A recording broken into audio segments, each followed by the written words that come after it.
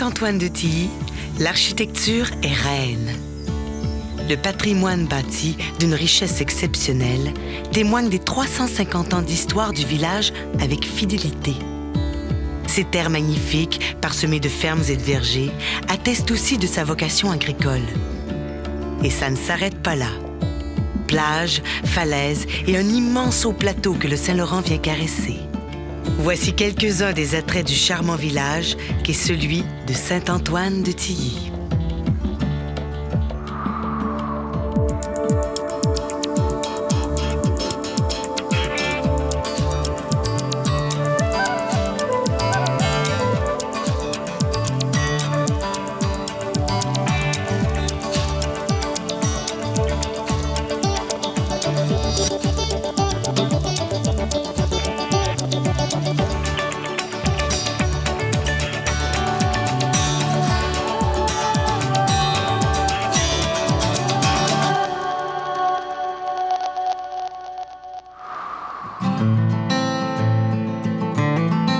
Je suis Jocelyne Gagnon et je suis aubergiste depuis 30 ans. Mon nom est Paul Brunet. Nous habitons Saint-Antoine de Tilly depuis bientôt 35 ans. Eh bien, disons qu'on a fait un grand tour avant d'atterrir à Saint-Antoine de Tilly. Nous sommes originaires du Saguenay et ça a été un peu un coup de foudre, d'abord pour la maison et ensuite le village. Je m'appelle Anouk Rousseau, je suis en 5e secondaire. Depuis ma naissance que j'habite à Saint-Antoine. Mon village, je le trouve agréable à vivre. On se sent bien ici. C'est tranquille. Ce que j'aime le plus à Saint-Antoine de Tilly, en plus du paysage extraordinaire et de sa tranquillité, c'est que la vie du village permet à ceux qui le veulent d'être identifiés dans le village. Bien, c'est sûr qu'on a un esprit d'entraide entre nous autres. On se connaît bien. On est tous des bons amis. Mais ça rajoute un peu l'esprit d'équipe, si on veut. Et bien sûr, le fleuve est un gros attrait. Le fleuve, c'est comme un aimant. Tout le monde se sent attiré vers le fleuve. Quand je suis sur le fleuve en kayak, c'est une sensation de liberté, une liberté inouïe.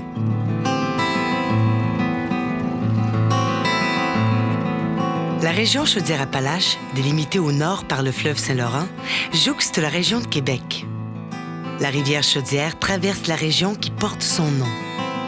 Le village de Saint-Antoine de Tilly se dresse pour sa part au bord du fleuve, le long de la route 132, sur la rive sud de Québec.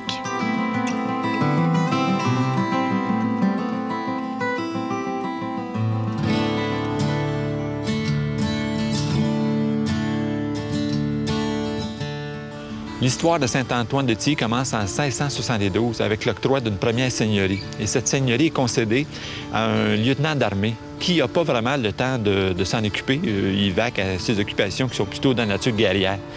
Ce qui arrive finalement, c'est que plutôt que de connaître une croissance, le village connaît une décroissance. Alors, en 1700, la seigneurie est vendue finalement et celui qui l'achète, c'est Pierre-Noël Le Gardeur de Tilly, d'où le nom de Saint-Antoine de Tilly qu'on connaît aujourd'hui. Et avec lui, Saint-Antoine de Tilly connaît son premier essor. En 1752, il fait construire un manoir et une chapelle, et c'est vraiment le début du village. Le village est situé à quelques kilomètres de la ville de Québec, sur une sorte de plateau qui borde le fleuve Saint-Laurent. Et le noyau ancien est regroupé le long d'une rue principale qui est le chemin de Tilly. On retrouve là une concentration de maisons du 19e siècle avec un noyau religieux, donc constitué de l'église et du presbytère et de quelques petites chapelles. À part de ce noyau ancien, il y a un autre noyau qui est intéressant, qui est plus un noyau de villégiature, qui, lui, au lieu de se situer sur le haut du plateau, est dans le fond d'une cuvette. À ces deux noyaux, on pourrait ajouter, au niveau du paysage villageois, les extrémités, où on retrouve essentiellement des établissements agricoles, donc des maisons isolées, éparpillées, avec des terres qui sont situées derrière. Ce qui fait la beauté du village de Saint-Antoine de Tilly, c'est l'homogénéité de son architecture. C'est la diversité des paysages villageois selon l'endroit où on se trouve. Et c'est aussi un excellent état de conservation générale. Il faut noter aussi à cet égard l'absence de filage électrique, filage qui était enfoui dans les dernières années. Tout ça ensemble lui donne un charme paisible tout à fait particulier.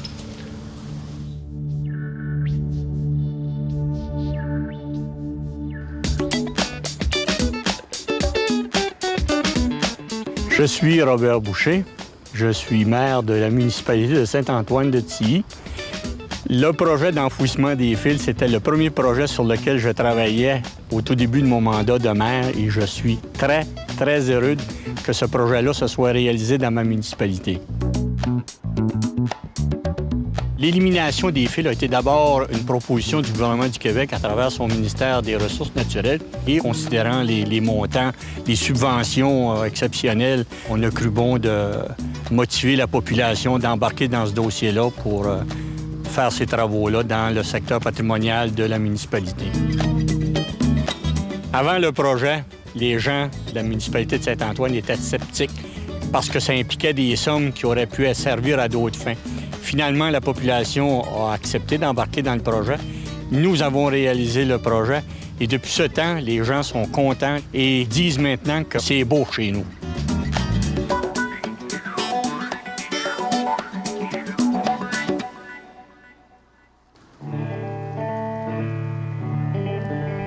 Le village de Saint-Antoine-de-Tilly a conservé son visage traditionnel et dans son architecture, on peut y faire une lecture, la lecture de 3 pouvoirs. Pouvoir religieux, pouvoir économique et pouvoir plutôt social. Le pouvoir religieux est exprimé évidemment par le centre du village, c'est-à-dire l'église et le presbytère. L'église, c'est la pièce maîtresse centrale du village. C'est un bâtiment qui a été construit en 1788 et la façade a été refaite au début du 20e siècle. C'est un très beau bâtiment qui a été classé d'ailleurs monument historique en vertu de la loi sur les biens culturels du gouvernement du Québec. À l'église s'ajoute le presbytère, un édifice construit en 1836 et qu'on a modifié par la suite en 1912 pour lui donner son apparence actuelle. Le presbytère est très bien conservé et aujourd'hui, on y trouve la mairie ainsi qu'un bureau de poste. Au noyau religieux s'ajoutent 2 bâtiments plutôt représentatifs du pouvoir économique traditionnel d'un village comme celui de Saint-Antoine. C'est le magasin général, un édifice construit en 1894. C'est un très bel édifice. C'est ce qu'on appelle ici à Saint-Antoine le magasin normand. Et il est recouvert dans sa partie supérieure d'un toit dans l'esprit du Second Empire. Il faut remarquer un détail très intéressant. Sa fenestration du rez-de-chaussée, qui est une fenestration typique de ce qu'était un bâtiment commercial à l'époque. En face du magasin général normand, on retrouve un autre bâtiment significatif qui est une sorte de cottage laurentien, c'est-à-dire une construction de la première moitié du 19e siècle. Et ce bâtiment a appartenu au médecin du village, qui était le médecin Dionne.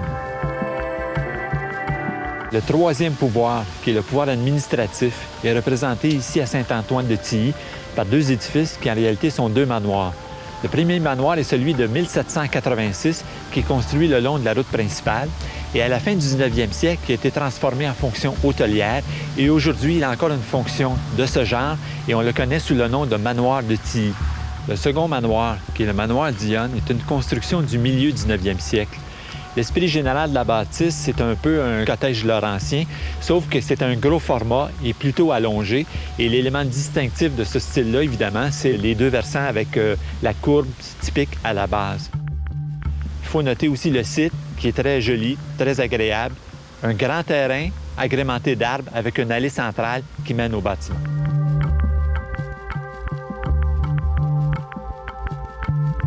La beauté du village de Saint-Antoine-de-Tilly peut difficilement laisser qui que ce soit indifférent.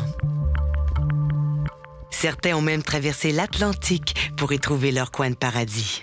Je m'appelle Sylvie Stockel et je suis antiquaire. Ça fait 5 ans que je suis à Saint-Antoine exactement. J'ai vu cette maison, j'ai vu le village, il faisait un beau soleil, c'était au mois d'août. Je suis vraiment tombée en amour, j'ai même pas cherché à me dire bon, est-ce que ça marcherait ici, est-ce qu'il y a la clientèle pour, comme on doit faire normalement, très sérieusement une étude de marché pour savoir combien il y a d'habitants, qu'est-ce que les gens achètent. Pas du tout, j'ai vu cette maison, j'ai vu le village, je me suis dit c'est ici. Saint-Antoine, c'est un coin, c'est paisible, c'est charmant, les gens sont adorables. Tout le monde a à cœur de restaurer sa maison, il y a un véritable sens de l'esthétique. Puis moi, c'est ma recherche personnelle, le sens de l'esthétique. Je ne peux pas vivre dans du laid, c'est impossible pour moi. Mon professeur d'ébénisterie disait toujours il faut contenter l'œil. Mais moi, j'ai besoin d'avoir mon œil contenté. Quand j'arrive à Saint-Antoine, mon œil a été contenté tout de suite, d'emblée, par tout.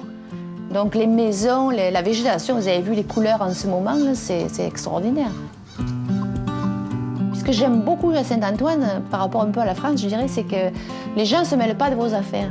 Ils sont très accueillants, mais on ne se sent pas, tu sais, un peu comme en France. Bon, qui c'est qui a fait quoi?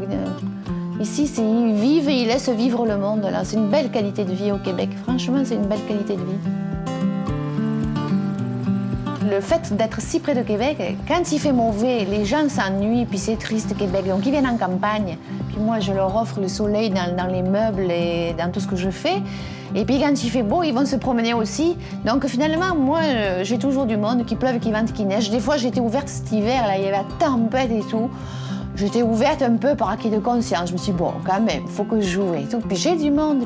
C'est vrai que je ne suis pas non plus sur l'autoroute 20, je ne suis pas sur la 132, je suis dans le centre du village et je tenais beaucoup à être dans le centre du village.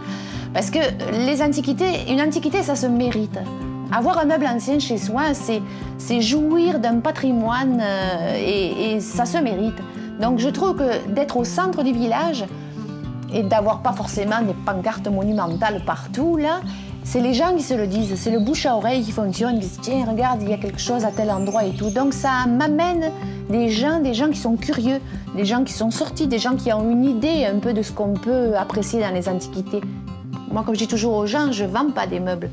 Ils se vendent tout seuls. Moi, mon travail, il est en amont. Je les cherche, je les trouve, je les ramène, je les restaure et je leur donne leur capacité de séduction maximum.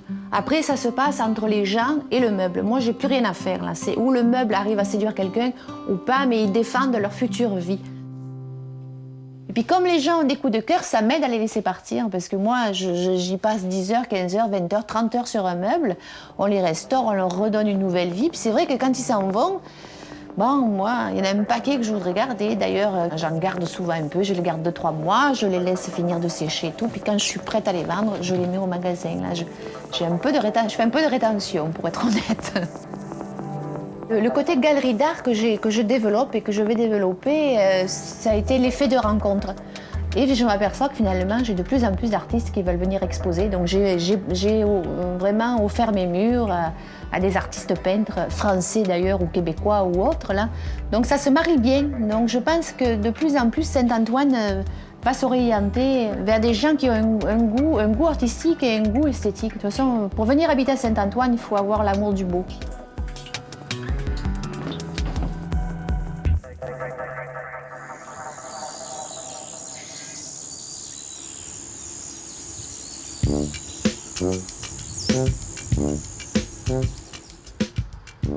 On observe dans le paysage agricole de Saint-Antoine-de-Tille un bâtiment assez inusité. En fait, c'est une grange étable. Et pourquoi ce bâtiment-là est inusité? Simplement parce qu'habituellement, dans le paysage agricole québécois, on observe des bâtiments ou des dépendances agricoles de forme rectangulaire. Et dans le cas présent, on a une forme octogonale. Le concept de grange ronde ou de grange octogonale nous vient des États-Unis. Et ça a été à la mode dans les années 1880 à 1920 environ.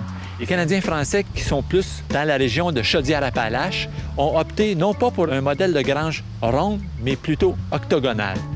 Si à la fin du 19e siècle ou au début du 20e siècle, on opte pour des bâtiments qui sont de forme soit ronde, soit octogonale, c'est pour des raisons de rentabilité économique, un souci qu'on a à cette époque-là.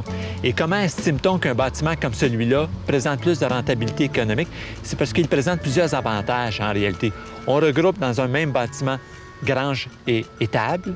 On est certain que les céréales ne gèleront pas. On estime qu'une économie de geste de la part de l'exploitant. On trouve que les matériaux, ça coûte moins cher et on trouve que ce bâtiment-là est aussi plus facile à éclairer. C'est donc l'ensemble des raisons qui font que ces granges-là apparaissent ici et là dans le décor agricole de la région. Et ça montre aussi, d'une certaine façon, que les États-Unis, déjà à l'époque, avaient déjà une influence sur notre architecture domestique, mais en avaient aussi une assez importante dans le domaine de notre agriculture.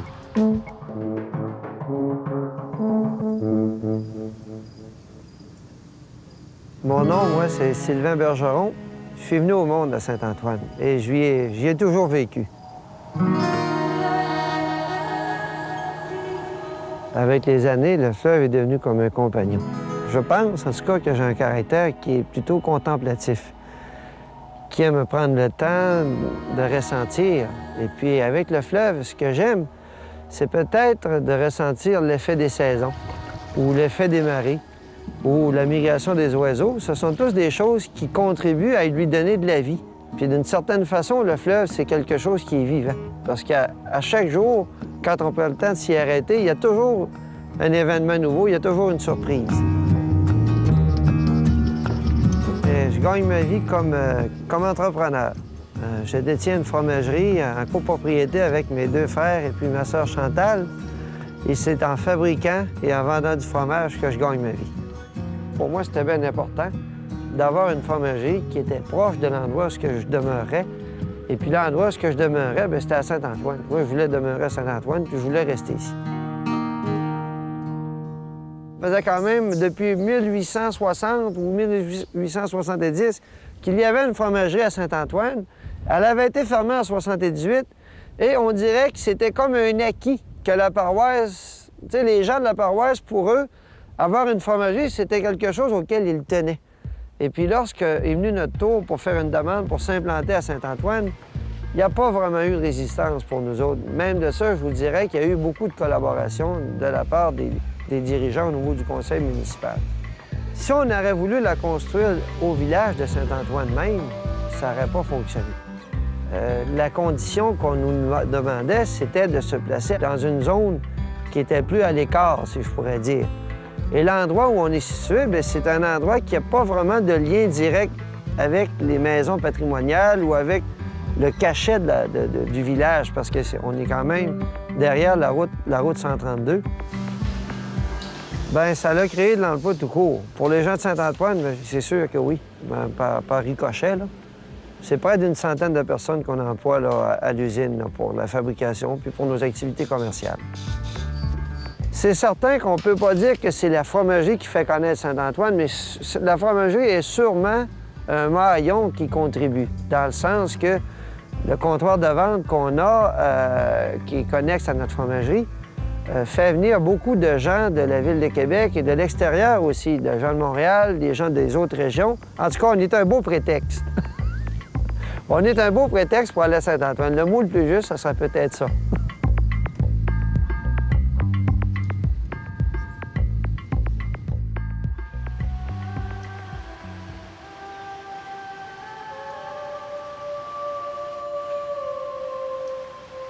Le village de Saint-Antoine-de-Tilly a abrité plusieurs artisans menuisiers.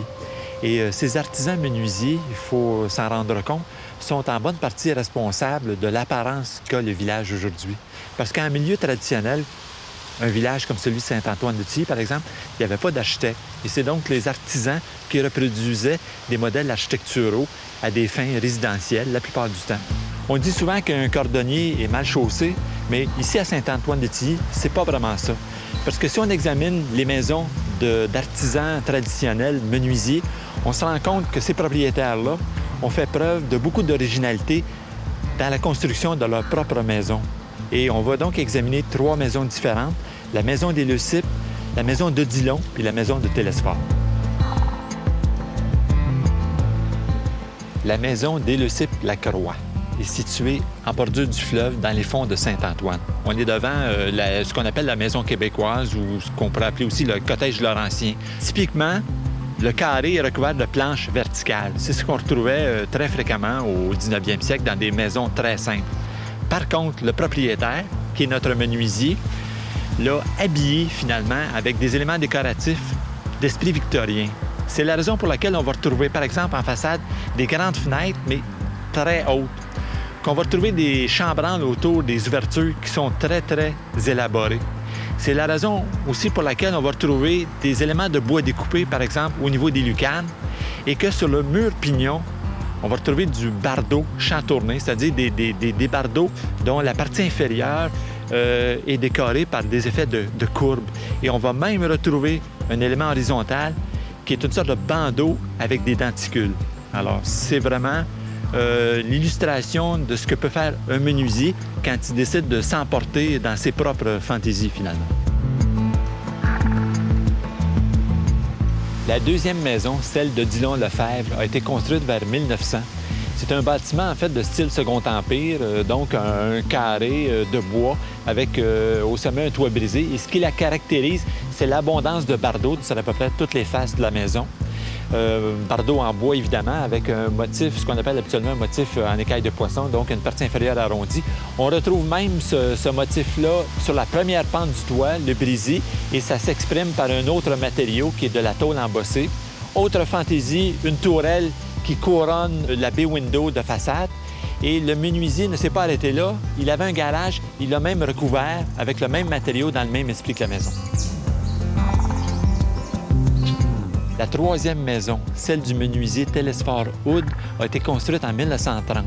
Cette maison rompt avec la tradition locale parce qu'elle porte en elle-même des influences américaines et anglaises. Le toit est de 2 versants, mais on a 2 versants droits sans courbure à la base. Habituellement, on retrouve la porte principale centrée sur une façade principale, c'est-à-dire le plus long mur de la maison.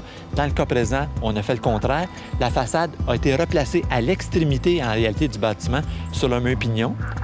On a habituellement une porte centrée. La porte n'est pas centrée, la porte est sur le côté. Et si on examine la fenestration, elle aussi diffère, c'est-à-dire qu'on n'a pas une fenestration régulière ou symétrique. On a des grandes fenêtres avec plusieurs baies, dont le sommet est subdivisé en petits vitrages qui évoquent en fait le losange. Telesphore Hood, donc, a manifesté, si on veut, sa différence par rapport au reste de l'architecture en s'inspirant probablement de modèles qu'il n'avait pas observés dans un quelconque catalogue de l'époque. Oui, les gens sont fiers de leur patrimoine. Les gens sont conscients de leur patrimoine. Et il y a vraiment des efforts. Il y a des gens qui, quelquefois, font des efforts financiers pour pouvoir mieux protéger leur maison. Bien sûr, nous, on ne demeure pas dans une maison normale, si je peux dire. Le manoir comme tel fait partie intégrale du village. Je veux dire, c'est une maison qui a beaucoup de chaleur, qui est sympathique, qui est enveloppante. C'est des maisons plus rurales. C'est sûr qu'il y a des maisons neuves, mais il y a quand même beaucoup de maisons de style vieillot. Quand on achète des maisons comme celle-là, on s'intéresse à leurs origines. Et ce que la municipalité demande, c'est de respecter les origines de ces maisons-là. C'est sûr que même la ville, elle ne va pas accepter que quelqu'un construise mettons, un building en plein centre du village. Là, ça, c'est certain que ça va être refusé. Les gens veulent garder leur tranquillité. Qu'est-ce qui empêche un garage d'être joli?